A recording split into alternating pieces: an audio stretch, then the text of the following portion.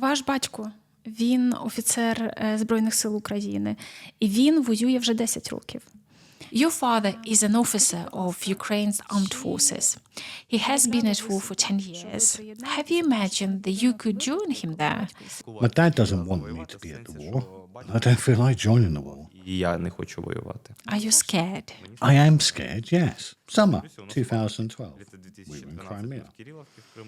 Summer 2013, Turkey. And summer 2014, I opened the folder and saw my father in the trenches with an AK rifle amongst his friends. And they have King Charles, and I know he has prostate cancer, right? My grandfather had it. Please pass it on with my best wishes to the king. My grandfather went through it, is happy and healthy. I'm sure the king has the best medical help to get well. Lots of health to him. Здоров'я йому.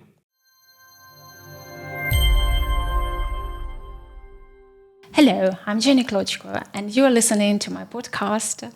And today I'm in Kiev, in Ukraine, and I talk to Felix Redka, Ukrainian stand-up comedian. Hello, Felix. Felix, я б хотіла розпочати нашу розмову. I want to discuss your transformation since the full-scale invasion. Розкажіть мені, будь ласка. Що саме? What exactly do you mean? На увазі те, як ви сколихнули Україну.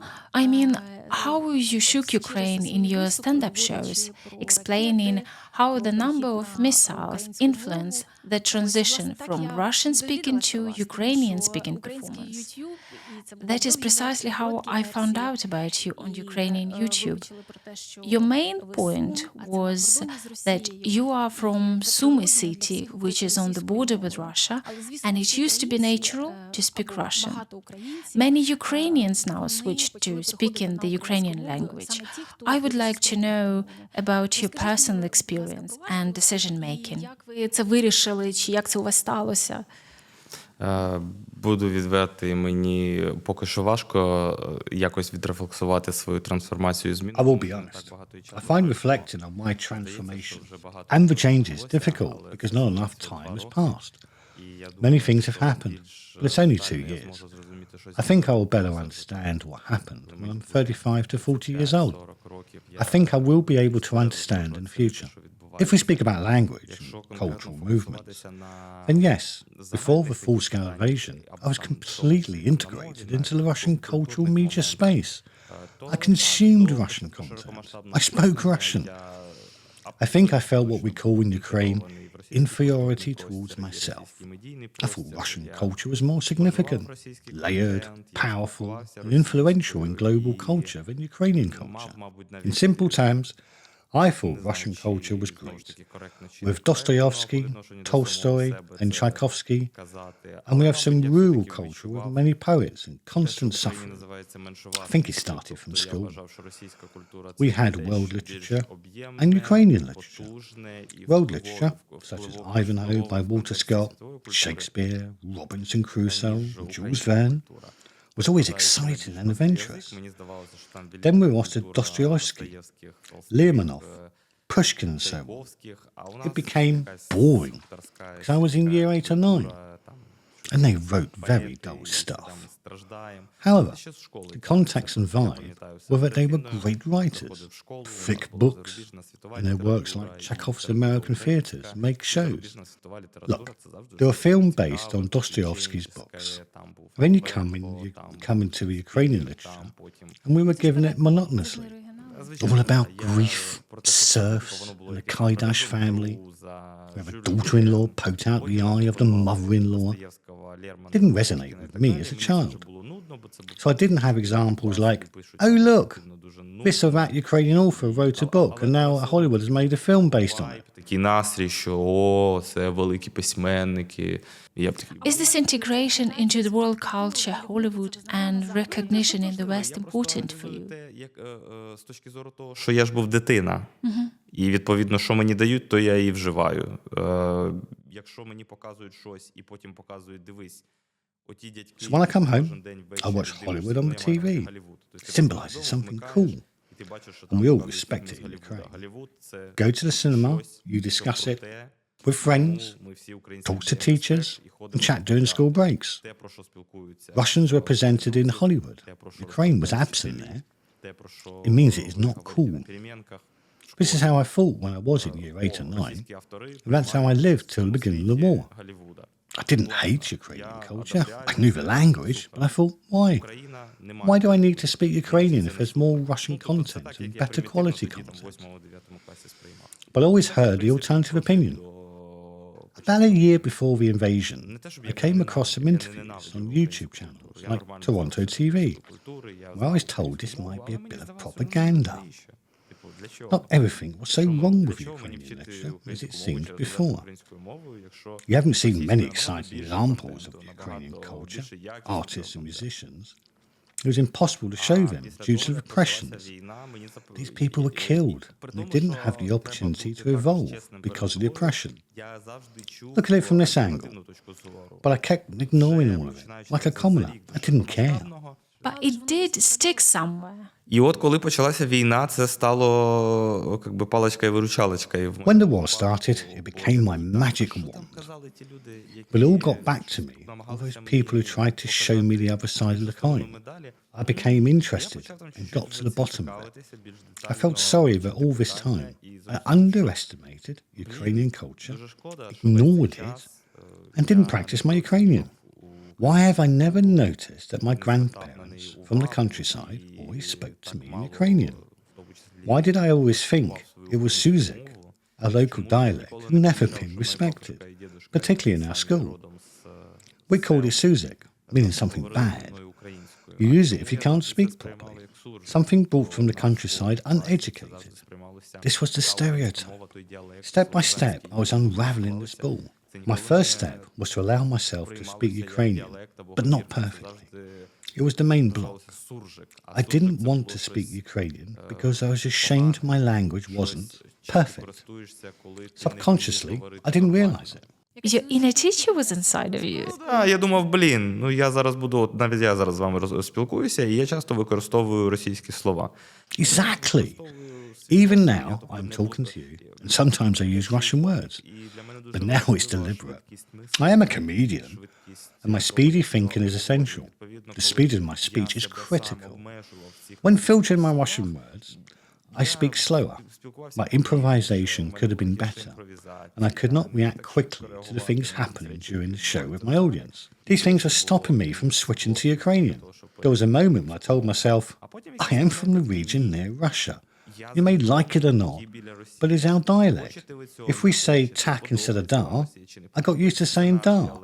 I will continue saying so and don't want to slow down. If I speak Ukrainian and there's one Russian word and I don't remember its Ukrainian translation, so be it. Of course, now people criticize me for using Russian words. It's often in the comments Ukrainians like to correct each other on how to speak correctly. I don't think it's very destructive for people who are trying to speak Ukrainian. We all must realise there is a standard language and regional kinds of Ukrainian. It's different and cool. It is not bad. It's great to come to Transcarpathia and hear a different kind of Ukrainian. Звичайно. Знаєте, в Британії люди дуже пишаються своїми регіональними акцентами. Of course, people in the UK are very proud of their regional accents. As a foreigner, I can hear, but can't place the difference. At the very beginning, there were accents I could or could not understand. Then it has changed. I remember we were in Liverpool with my husband near the court building. We asked the policeman what it was about, and he replied, and my immediate reaction was, he speaks like Derek. Our friend Derek is from Yorkshire. Through other people, I started to place the English accents. We are trying to improve our speech, especially if you are in official capacity. But it is different when it comes to the foreign language. I have learned English all my life, at school, university. I was 25 when I came to London. I felt confident with my English before, but I was in crisis in London. I could not understand English, and the native speakers struggled to understand me. I was shocked. I remember trying to read the free papers on the train, knowing the translation of each separate word in the title, but they didn't make sense to me together. It took some time before I got it. I remember when it came to me, living in the UK, I realized that language is alive. The textbook helps me to understand it. The natural language is in pub or market when you start talking to people. You're right. Just recently I heard that famous Ukrainian singer from the Russian-speaking area, Dantes, said he allowed himself to speak imperfect Ukrainian. It inspired other people who could not find the courage to start speaking Ukrainian. It's great. It's your Ukrainian.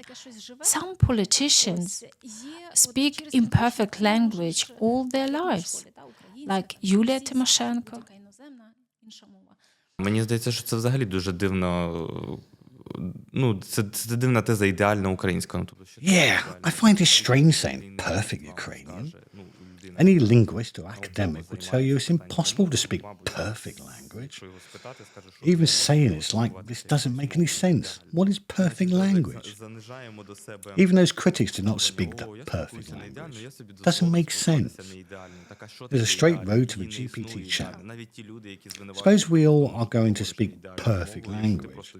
We all can be programmed with rules and words, and we'll all be speaking the same. The concept that all Ukrainians will speak perfectly does not make any sense. І мені здається, немає під собою ніякого підґрунтя. Чи відчуваєте ви? Do you feel the Ukrainian humor changed during the war? Я б сказав, я можу сказати не про гумор, а про стендап-комедію більше. I can say Ukrainian stand-up has changed. Before the 24th of February 2022, the audience of the Ukrainian market, as well as stand-up comedians, was focused on Russia. The leading production companies were there.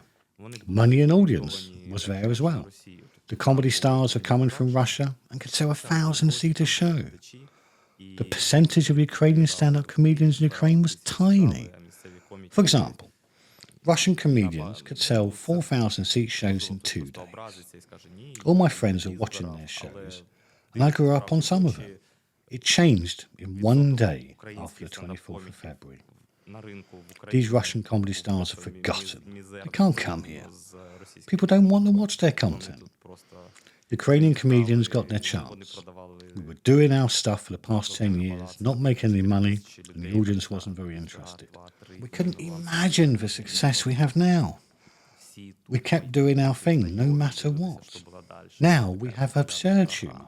Vasa Baidak, political humor Anton Timoshenko, patriotic Nasta Zukvala, comedian from Sumy, and a comedian from Transcarpathia, Lira Manzil, with a unique dialect. It turned out there were many talented stand-up comedians in Ukraine. Also, there was a chemistry between the Ukrainian audience and the comedian. They had become real celebrities, invited to TV and YouTube shows, invited to parties. There are 2 in the country. It was impossible to imagine 3 years ago. I'm looking at my career now, and if I had been told about this success 5 or 6 years ago, I would have been over the moon.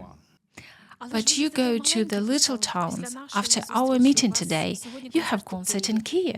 I checked your schedule, and you do have a lot of small towns, like my hometown, Alexandria. Alexandria. Oh, Alexandria is fantastic. I dreamed of visiting Alexandria for a long time. I had my show there, usually on the way to Roshilny Plavny. We'd pass by your town. I know there's a football club. I've seen through my car window the old and beautiful architecture. I checked it out. It is confirmed in Wikipedia there are lots of historical buildings. Later, the guys invited me to participate in the concert. I went to walk around town. I was very impressed. It's a shame towns like Alexandria are not known to the public. Who knows about Alexandria? Only those who watch football, possibly? Меншість. І уявити зараз таке словосполучення, як «поїхали на...» It's not many people.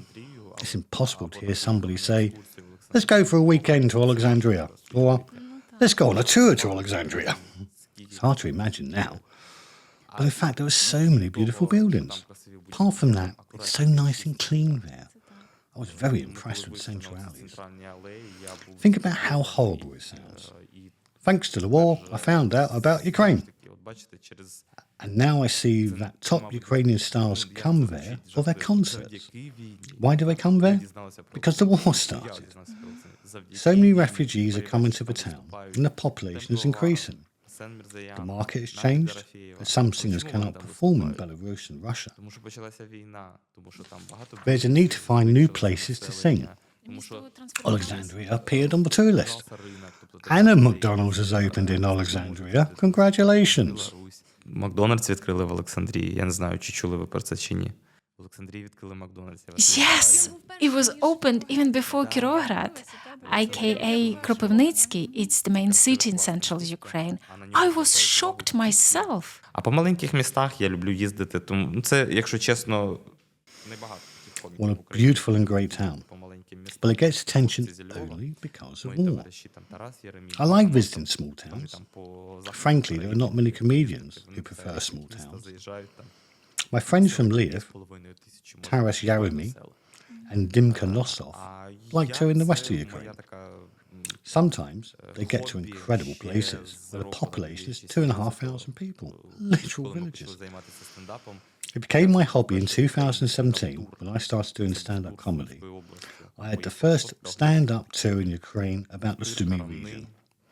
We went to Shoska, Lviv, Pitvel, Oktyarka, Romny, Sumny. It was so weird back then. It was not only strange that we went to the small towns where it was impossible to sell anything, but we also brought up a stand-up, and nobody had a clue about it. It was great fun. Now, when I'm a more known performer, I enjoy going to the places where the bus station is, because the smaller the place, the more fun it is to talk to these people. We live in our bubble here at the Golden Gate in Kiev, drinking filtered coffee, talking to the hipsters, talking about polyamory and cultural identities, and how to decolonize and kick out the imperialists from our past. At the same time, people in Balta, Odessa region, with a population of 13,000, live a bit of a different life. They're concerned about other things. I'm more interested in their problems than some elitists, because this is real Ukraine. I just got back from Krolevets. They say it has a population of 20,000. I think it's less, maybe 13 to 15,000. It's in the Sumy region. It's very close to Russia. It's a small and insignificant town, but it was founded in the 16th century. It's very old and was the border town of the Polish-Lithuanian Commonwealth and Moscovia. There is an apple tree colony. It's a world's unique tree that was planted some time ago.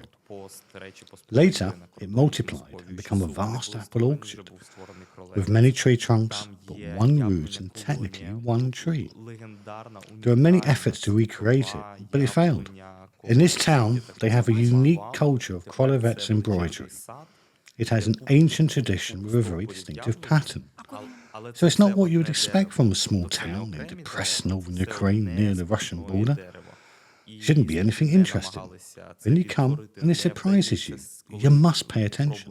Питання лише в тому, щоб звертати на це увагу. Ваш батько, він офіцер Збройних сил України, і він воює вже 10 років. Your father is an officer of Ukraine's armed forces. He has been at war for 10 years. Have you imagined that you could join him there? It often happens these days when father and son are together on the front line. Have you discussed it, or do you have other arrangements? Домовленості?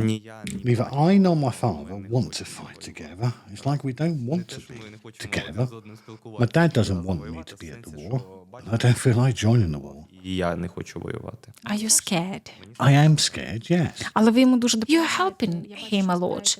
You're encouraging lots of donations, buying him drones, support him. В цьому плані, да, у мене є такий невеличкий бонус. Yeah, I have a bonus. I know exactly where I could help. If other stand-up comedians have to work with volunteers to verify where to donate and what to buy, it's pretty straightforward for me. I send it to my father, and that's it. I don't need any additional analytics. Мені легше, я знаю просто, що я можу батьку відправити на нову почту і все. Я думаю, що I guess you have a shared joke with Dad, as we all do. Do you have a favorite one? My favourite joke I told a very long time ago, but it's still relevant. When my father returned from Donbass in 2014, he copied all the photographs on our family PC into a separate folder, naming it Summer 2014. Always the best joke is the truth. I know it sounds strange, but the best jokes, the real life stories, funny where you don't need to make up anything, like with these pictures. My father returned and added to the family photo library Summer 2012, we were in Crimea. Summer 2013, Turkey. And summer 2014, I opened the folder and saw my father in the trenches with an AK rifle amongst his friends. But it's true, there was a summer for this man in 2014. Таке було літо 2014. А можна воювати на цій війні? Can we fight in this war with Putin by means of humor? Ну, це некоректно використовувати слово «воювати». I don't agree to use the terms fight. I would leave it to those who fight with weapons in the hand. Let's compare the army man and me, a comedian, who fights with humour in this way. Pay a different price for it. The man in the army, life, and me, what price do I pay? Our society agreed not to use terms like cultural front, media front, or comedian front. We have frontline where people fight and lose their limbs and lives. You can't compare yourself to that sacrifice. It's wrong. But if we ask, can humour be valuable and effective in war? Then yes, as one of the elements of propaganda, it is to keep the spirits up. There are psyop, psychological operations. Viral words nowadays. It is not fiction. There are professionals in Russia whose speciality is political psychology. They come to work and get paid for it. And the job is to make another narrative to attack Ukrainian society through disinformation and kill the fighting spirit in our society. So we must consider it together with journalism, advertisements, songs, propaganda and humour. It is one of the bricks in the wall against Russia. Проти Росії. Знаєте, під час Другої світової війни на BBC, тоді ще була німецька служба, і вони робили німецькою мовою, це людина-іммігрант з Німеччини, він виїхав з гітлерівської Німеччини в 36-му році. During World War II at BBC, there was a German service, and they were produced a program by the German immigrant who left country in 1936. He was the author of the comedy for Germans. The story is about a housewife who is laughing at Hitler from the perspective of her simple life. It wasn't direct mocking of his politics and decisions. At that time, during the war, the author of the program was saying he was fighting for the souls of German people, for good and human. But BBC management was not sure if it was not a waste of time, if there was a resonate with the target audience. After the war, the authors received sacks of letters from Germans who were grateful for the program. It helped them to go through the unbearable and saved many of them from suicide. What do you think of this concept? Would you agree to do something similar to save Russian souls, their kindness, basically civilians who live under the control of Putin's regime? За людяність, за доброту росіян, ну, по суті, цивільні, які живуть під контролем путінського режиму, ось, ну, от, таким чином, скажімо. В моїй діяльності просто немає такого наміру. Я не думаю такими категоріями, у мене немає бажання комусь рятувати життя. I don't have any such intention in my activity. It's not how I think. I have no desire to save somebody's life, soul influence and so on. I have a very fragile instrument. If I want to make it funny for someone else, it should be funny and joyful for me. When you said it was too serious, we had to gather with my friends and think about how we could influence Russian souls with our jokes. It is not going to work. It won't be funny. We are the comedians. We are where we should be. Comedians are nice buffoons who entertain people. The best way that we can use the chance to say something that no one else can. precisely what they did in the royal court in the old days. These were the only people who could expose somebody with their affair or anything else. Servant couldn't say it, otherwise they would have been executed. I do what I find interesting. If it's going to make a difference and help somebody, it's great. But the main thing is that it should be joyful for me. As my experience proves, if I have fun, then it's fun for others. Коли мені весело, то обов'язково і комусь весело. Do you believe in the concept of good Russians? Це, здається, Буданов казав, і мені це подобається. Я вірю в концепцію корисних росіян. I think it was Bogdanov's words, and I like it. I believe in the concept of the useful Russian. It's the same as perfect or imperfect Ukrainian. Good Russian. What kind of term is that? How can we measure his goodness? Who is going to decide? Even if a good person exists, I imagine there should be one good one in a country of 140 million. Who has the right to decide whether to be a good person or a bad person? Useful Russian. If this person proves to be useful to us, for example, the Legion of Freedom and RDK, who are fighting for us and risking their own lives for us, I should be in the trenches. But he is there.